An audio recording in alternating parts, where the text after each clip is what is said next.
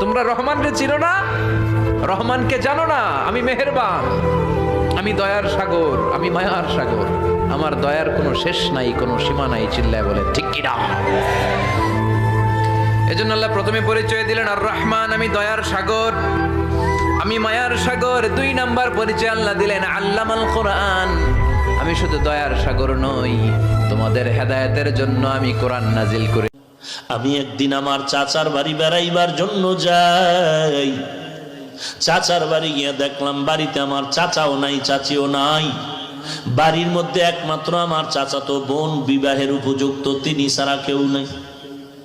আমি নির্জনে আমার বোনকে পেয়ে যৌবনের চাহিদা পূরণের হামলা করতে গিয়ে আগায় গেলাম। আমি বোনটাকে একটা ধাক্কা দিয়ে মাটিতে ফেলে দিলাম।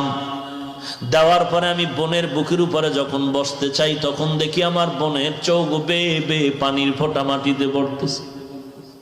আমি তখন বললাম, এ কলিজার বোন, এমন একটা আনন্দ মুখর সময় তুমি চোখের পানি ছেড়ে কেন কান্না করো?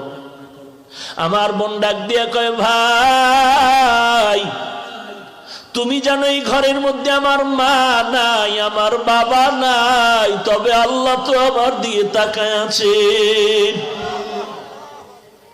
আমার এই বয়স পর্যন্ত কেউ একটা চরিত্রের কলঙ্কের দাগ আমার শরীরে বসাতে পারে না। ওরে ভাই, তুমি যদি চাও আমাকে হালাল ভাবে বিবাহ করিয়া নেও।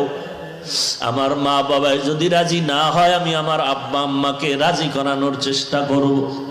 তারপরও তোমার পায়ে ধরে বলি, তুমি আমার জীবনটারে নষ্ট করিও না, আমার জীবনের মধ্যে কলঙ্কের দাগ বসায়ও না। যুবক কান্না করে বলে, রে মালিক। তখন আমার বোনের কান্না দেখি আমার দিলটাও নরম হয়ে গেল। আমিও হাসরের ময়দানের কঠিন বিচারের ভয় অন্তরে ঢুকলো। ও আল্লাহ, তোমার ভয়, আমি আমার বোনকে নিরাপদে ছেড়ে দিলাম। আমি আর গুনাহের দিকে যাই নাই।